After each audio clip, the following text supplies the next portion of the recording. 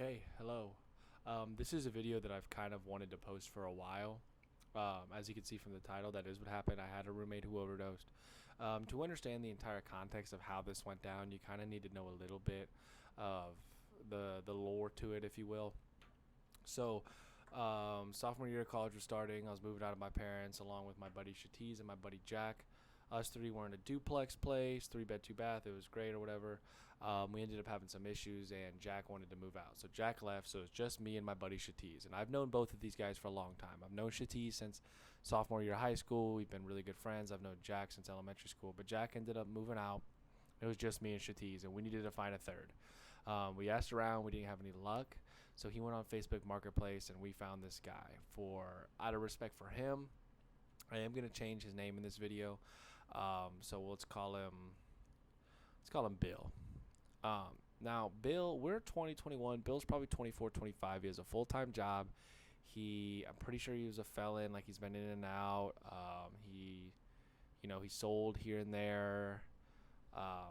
But honestly, I thought a great roommate. Never made a mess. Never had people over. Never was late on a payment. Really low drama. Chill. Worked his 8 to 4 job at a restaurant and was home. So where the story really starts is my fraternity, TKE at IUPUI, shout out Teak, had a chapter meeting just about health and wellness in general, where they brought someone in who was part of our chapter who was also like an employee at the school, and he talked about health with alcohol and how many ounces is considered a drink and how the blood alcohol thing works, all that. He just gave us a nice little speech, try to help us be more safe about it, and at the end he taught us what Narcan is and handed out Narcan. If you don't know what Narcan is, it is a nasal spray that you spray in somebody's nose while they're having an overdose, and it should revive them and save them. I don't know if it's an overdose negator or it stops it or whatever. I don't know the science behind it, but that's how it works. Someone's overdosing, you spray that, it saves their life. That's the idea. That's the concept. It's super simple. Anybody could do it. So he hands out this Narcan. Of course, I take this Narcan and I throw it in my car and I don't think much about it. About a month later, me and Shatiz and Bill were hanging out at the crib. It's probably 8 o'clock, average Tuesday. We're buzzing a little bit. We've partook in some light activities that I'm not gonna say what it is, but you can infer. Nothing dangerous. And then he says, "Hey, I think I'm gonna go." Bill says, "I think I'm gonna go pop this perk." And I'm like, okay. And Shatiz is like, all right. And I want to get one thing clear. I think he's mentioned this thing has been a problem for him in the past. And I've heard like maybe him make a comment here and there, but this is not something we were actively around a lot. I had never seen him taking it. And from my knowledge, I never even knew if he was ever high on it. So this isn't like something that was normal for us. Like, this was not a trap house by any means. Like, Shatiz and I have not been around this before. We are not familiar with opioid users or the effects or anything like that. But it didn't surprise us. And it wasn't like a, whoa, dude, stop. It was like, all right, man, do what you want. You know what I mean? So we're hanging on the couch, and then he goes into his room for a little bit. And I'm like, hey, Shatiz, have you ever heard of Narcan? And he's like, no. So I'm teaching him about Narcan.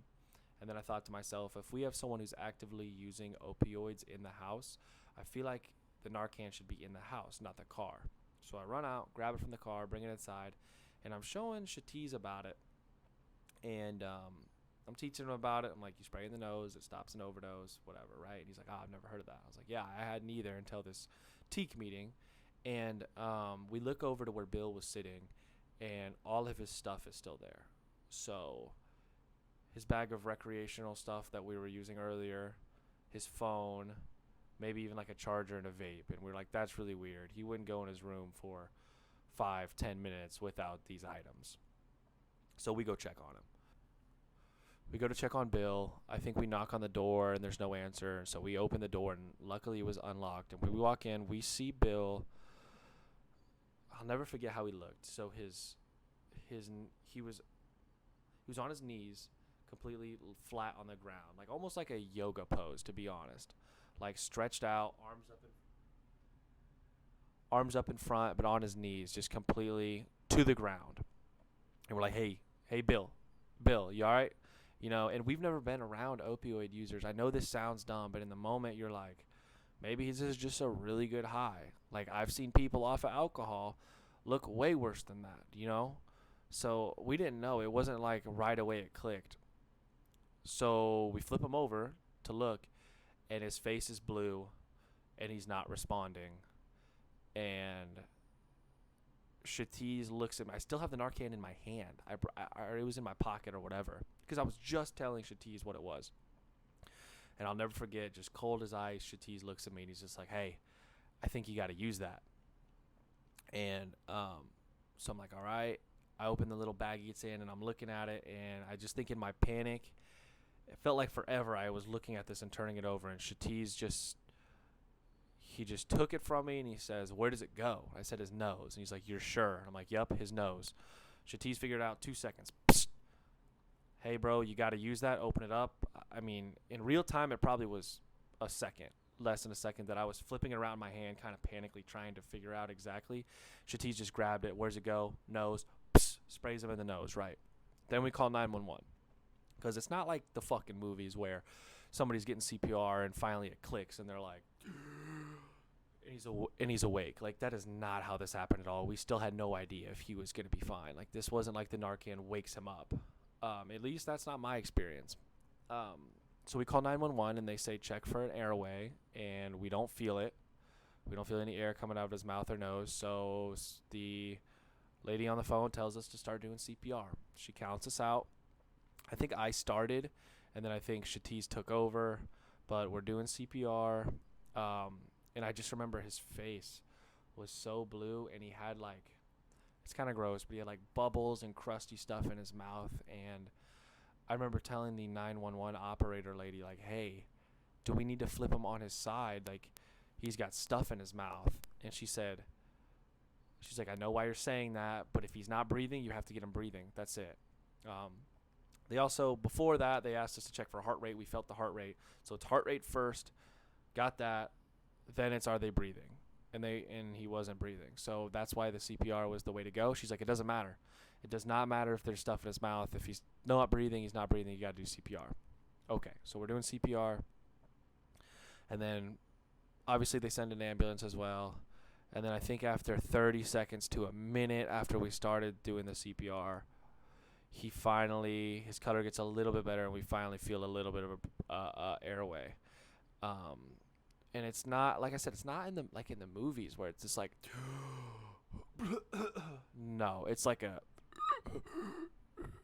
like they're coming back from death. Like, literally, this motherfucker was one step away from the shadow realm. I mean, he was at the gates, and we fucking threw the rope around him and pulled him back out. I mean, unreal shit, right?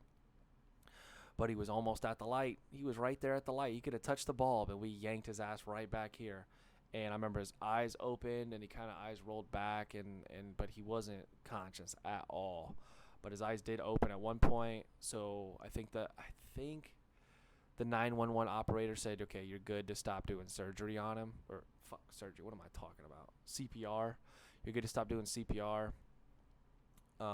If you feel an airway, but you need to sit with him unless it stops. So Shatiz at this moment hides a couple things because he knew a bunch of cops and paramedics that were laying out. So he went and covered these things up in the room with Bill. I went out to the front to flag down the paramedics, and they came in. And by the time, so Shatiz and I waited on the couch while the paramedics were in the room with Bill. Finally, when they took Bill out, he walked out, and he did not look good. They asked us a bunch of questions. Hey, what is it? Percocet 30. I hope I'm remembering that right. I might have to ask Shatiz, but I'm pretty sure it's Perc 30. But, yeah, and then they kind of joked a little bit, and they were like, yeah, buddy thought he could handle the double perk or something. I don't know. Some fucking cop bullshit. Yeah, that was about it. After that, we visited him at the hospital. We drove to the hospital and followed him. They keep you in there for, I don't know if it's 24 hours or 48 hours, but the drug is still in your body. So it can still come back, and the overdose can start again. I guess that's the concept. So he was in there. He had some really gross stomach vial puke. He also did that in the room when he started breathing again. He like puked up some stomach vial stuff, real minuscule amount. Yeah, and the whole thing probably only took 15 minutes. I mean, it was fast.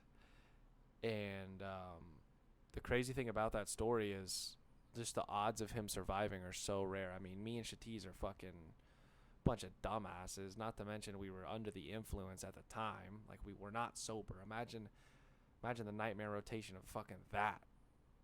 God damn, 1 second you're having a good time, listen to some music. The next second, homie is dead on the ground and it is clutch up or he is gone time.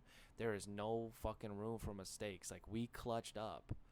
And I just feel lucky. I just feel blessed that we were able to do that. I don't know. Um, the craziest thing about this story is the odds of all this. So the fact that I went to the chapter, the Narcan was handed out, the fact that I just had the thought I should go get it, the fact that I was home. There was a lot of nights in that era where I was not home. I was at work. I was at the doing a teak thing. I was gone, and Shatiz would have just been there by himself to deal with that. I cannot imagine that. So I'm thankful we were both there to go through that together, because that would have been very. I mean, it was very scary, but like so much worse.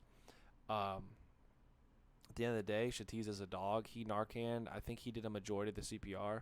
Shatiz is a very good doer, a very good in the action, and I'm definitely glad he was there. He clutched up. I think I clutched up as well, but at the same time, it was a group effort, and we're just lucky he's alive.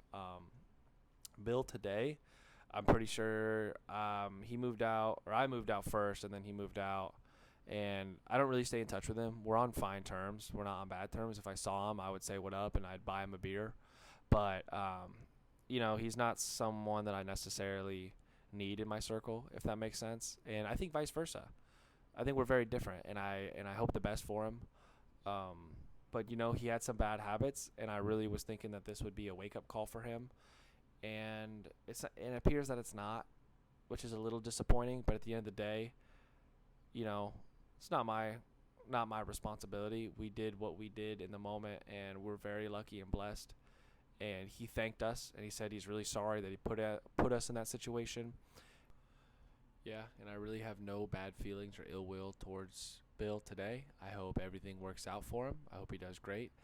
And yeah, that's about it. I just wanted to talk about that, tell that story. That's not probably, that is the craziest thing that has ever happened to me. So, yeah, have a good one.